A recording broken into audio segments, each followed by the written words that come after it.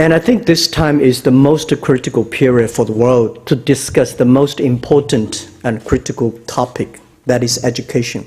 The world is changing so fast, and I think the thing that we need to change fast is education system. And I'm not the expert. I'm an amateur, I'm not a pro on the education. I was trained to be a high school teacher. I failed exams for entering university again. So after 3 years of hard working, I was accepted by Hangzhou Teachers College, which considered the 4th or 5th class of the university in China, but I think that's the best school I've ever heard, the bestest university in the world. And they trained me to be a high school teacher. And that time, only the worst students in China should go to the teachers. That's why the education had a big problem. But I'm happy to see the PISA result. China has a great result this year. And the world changed, as I said, in probably 20 years. 50% of the jobs that today we have will disappear. We'll create another 50 or 60% of the jobs which we never can imagine. Where the education should be, and where our kids that should worry about. We all worry about ourselves, but we should worry about the kids, whether they can have jobs, they can survive in the next centuries. And what are the lives that we and our people and our kids should have? These are all the things that we should discuss about. And I said to China last year only have 12 million new babies born, which somebody said 17, but I think like around between 12 million to 17 million. China, in next to 50 years, were decided by these 12 to 17 million people. And these 12 to 17 million people, what kind of education system we give them, how we can improve them, that also influences the world. And I was trained as an English teacher. At that time, China just started to have English courses. We don't have enough teachers, English teachers, to teach English. So my teacher, she was teaching math. So in the morning, she went to learn ABC, and in the afternoon, she came to teach us. The thing she inspired me, she said, "Jack, your pronunciation is better than mine." Most of the courses that I'm good at, all because the teacher's good. The teacher encouraged me to go ahead. And some of the courses, I had a terrible study result on chemistry because my chemistry teacher does not like me. Those teachers don't like me, I don't work. If the teacher like me, I work hard. And I find most of the students doing things like that. And from result of the test, I was not considered to be a good teacher. A good student, I always fail exams. The teacher said, this is, they write on the blackboard and say, this is what I taught. And when we taste the exams, I have to answer exactly the same. But I think that is not true. So I always criticized, put at the bottom.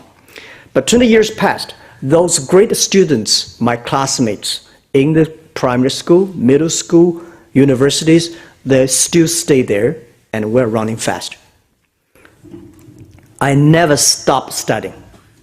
I think society is the best universities, and I enjoy that. A lot of people learn to work, and in the future we should work to learn. We should continue to learn all the times. And I never got a one-day training to be how to be a CEO. My venture capitalist early days said, "Jack, you should give your CEO job to the others because you don't know how to be a CEO." And I said, "No, I don't know how to be a CEO." But later I found I could be a good CEO because that's the skills that I learned from being a teacher. I call myself CEO, Chief Education Officer. I learned everything I learned from being a teacher. Inspire your students. Trust your students. Believe in your students. Enable your students. All the teachers want their students to be excellent. All the teachers want the students to be good. This guy become a banker, there's a mayor, that is an engineer, there's a scientist. No teacher wants his students to be in prison, bankrupted, or in trouble. When you have a good heart, you like the students can feel it. This is the way I do as a CEO in my company. I trust my people. We enable them. We do anything we can to make people like a people, not people like a worker. So today, a lot of people fighting for or work hard for education. And we try to solve the problem of putting everybody has the chance to get education. That means we need, to me, I think education is just like a food. You need to feed the people. So we should have food for everybody, for every kids. This is very important. Every childhood, every children in this world should have the equal education opportunities. But the other thing, which is more important, what education we should give our kids, what the food we should give. We know if you give terrible food, the kids will have diarrhea, have stomach problems. And there are two things today in the whole world are very, very important. The first is everybody has a chance. Second, everybody should have a right education content. So what I believe that at the industrial period, everything we want to make standardization. But the AI period, we want a differentiation, make everybody different. All right. IT is to enable yourself. DT, the data technology, is to enable the others. The real fairness of education is differentiate. Make everybody, every kid have the right education that he needs. Make everybody be the best of himself. And I always think a school should be like a zoo. It's all kinds of animals. This is what I did in my company. I hate to turn my company become a farm, group of chickens or ducks. I want all kinds of animals. They're versatile. So, you can never judge, because we have a KPI. We should not give a KPI for a chicken, how many eggs a chicken will have, and put that KPI on a lion, on a tiger. Lion, tiger, stupid. So we have to making sure the schools like a zoo and our company like a zoo. In the industrial period, we make the assembly line that make every people like a product should be same. Whether you're good, you're smart, you're stupid, this is the way that you do. You use the food you eat. And education become that kinds of assembly line. It's a disaster. Animal has the instinct. Machine have the intelligence. But human being have the wisdoms. In the digital period, we have to think very clearly, what is the difference between human and machines? If we worry about machine will replace people, because people and machine are too similar. If we worry about machines, that's the problem, not machine, the problem of human beings. So if you do everything on a standardization, it can be replaced. Unfortunately, I'm on the internet business. We know that if everything is standardized, if everything is logic, you will be problem. We designed our own technology 15 years ago. At that time, we do not call it AI. We call AI Alibaba Intelligence.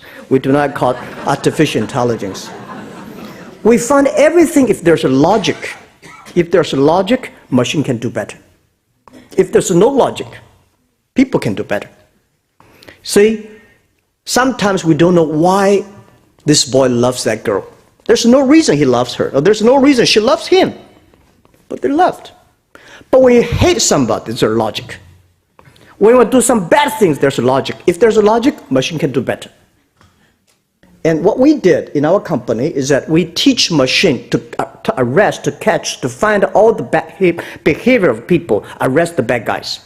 Because we have so much money transaction every day. People try to steal money. When you have a plan, when you have a logic, machine can do better. So, I think at the digital period, if you focus too much on standardizations, you will be replaced by machines. Human beings have to do the things that should be creative, constructive, feelings that machine can never be replaced. If a machine will never embrace the change, human being can change. Machine will never continue to learn like a human. And if we try to live like people in the past century, it's going to be disaster. So in the industry period, 100 students, we only use one methodology to teach. But in the digital period, 100 students, we might have, and we should have probably 120 ways of teaching, because we need to have the 20% extra, because 20% extra students, they may like me, never obey the rules. So we need to have 100 students, have 120 ways of teaching. In the industrial period, we make people like a machine. In the digital period, we make a machine like people. Education must reform. Schools must reform. Teachers need to reform, and classroom needs to reform. In the past, we give students, the teachers give students knowledge in the class, but in the future, students and teachers may work together to learn.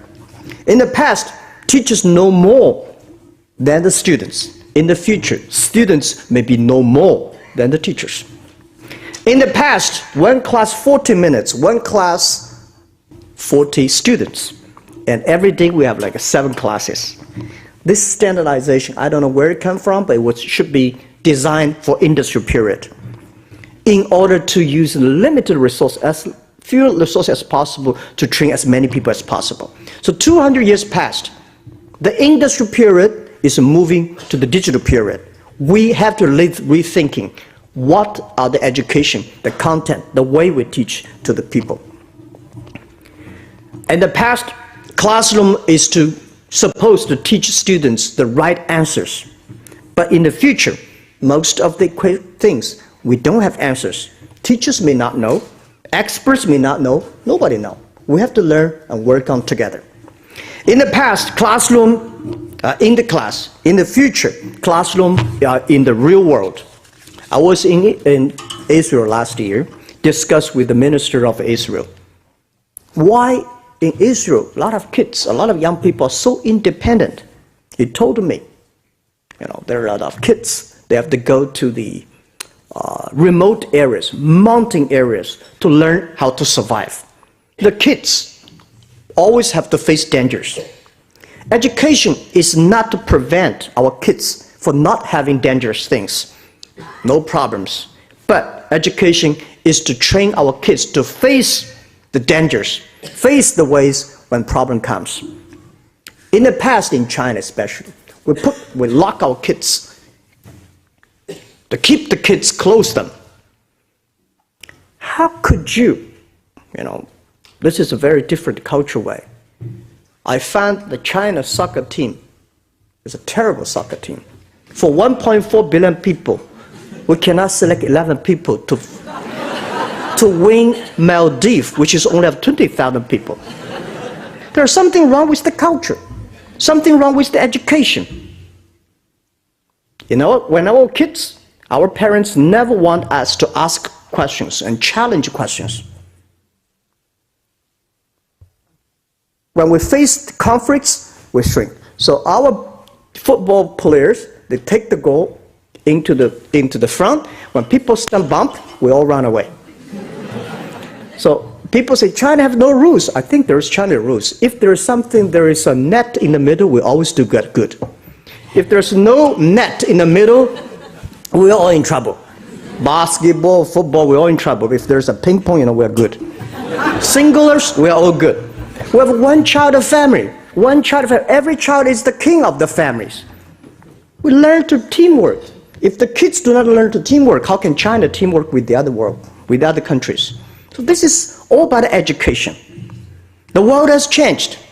You can never imagine that in the classroom, you lock the students. They learn the skills to face the future challenges. It's impossible. The future education is about to teach our kids to survive in the outside world, to solve the problems when you confront the conflicts.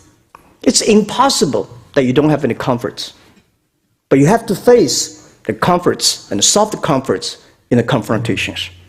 So this is a lot of challenges that we have for education that need not education experts, need amateurs like us, need people from every field, everywhere to working together. And I don't like a lot of G2, G20, G whatever meetings. They always put questions. There's no directions. We need directions. We need leaderships. We need to know where is the future, how we can do it together. So this is the most, we are not coming here to complain. We come here to looking for solutions. So as amateur, the beginner of education, I feel guilty. Myself, I only teach in the school for 6 years.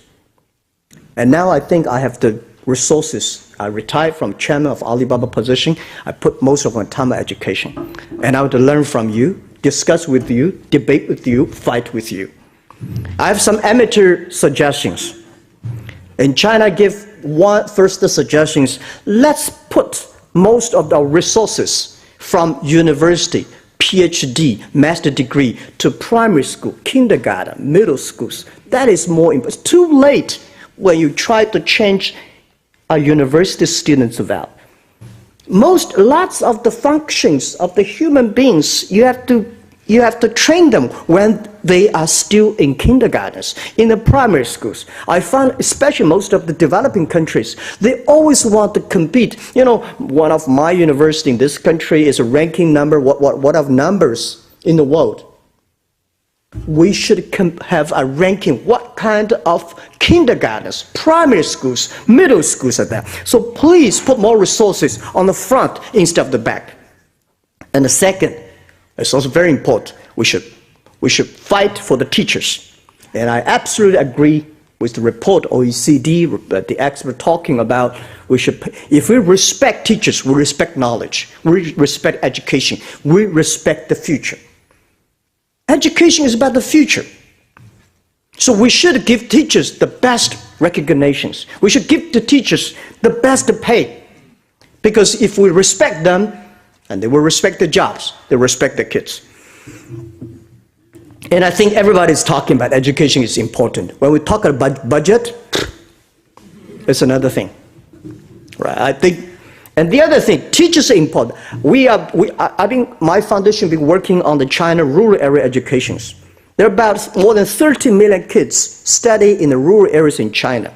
There are about close to 3 million rural area teachers, about 5 or 6 years ago.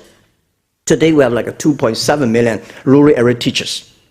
We find to helping kids in the rural areas, the best way is helping teachers. A good teacher can help 200 students in his life at least. If you cannot inspire the teachers, how can they inspire the kids? So we do a lot of work. Finally, we find a lot of teachers give up teaching in the rural areas. You know what? Because they don't, 60% of them give up jobs because they don't like headmasters. They hate their headmasters because none of the headmasters got a one-day training how to be a headmaster. And this is the problem I found in many, many areas.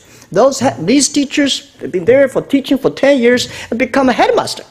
They don't know what is accounting, what is leadership, Headmaster is supposed to be the minister of the village, of their local towns. So we realize that we should focus on headmaster. A headmaster can influence 100 teachers. A teacher can influence 200 students. That is the system. And what a minister of education is supposed to do, he should make policies to enable headmasters to do better job. Headmasters should do better jobs to enable teachers to do better job. Teachers, and then they should spend in time to inspire the kids. And we should, with the technology revolution, we should inspire and encourage more excellent. Those people who have knowledge does not mean he know how to teach, right? Michael Tyson's boxing training, if they have competition, I don't think he has a chance to win Michael Tyson. It's the people who inspire, the people who know how to teach.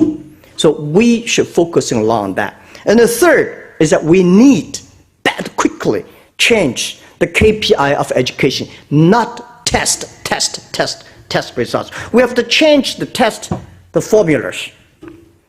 If we think examination is the only way, the standard for the education, if that is the KPI, I don't think education will go to the right direction. So I asked a lot of high school students in China, what's your hobby? What do you want to do in the future? I said, I don't know. He said, I don't know. I just want to go to university.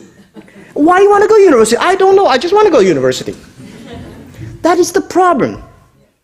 Many senior high school students, they don't know what they want to do. They just don't want to go to university. Because they think university is the guarantee of jobs.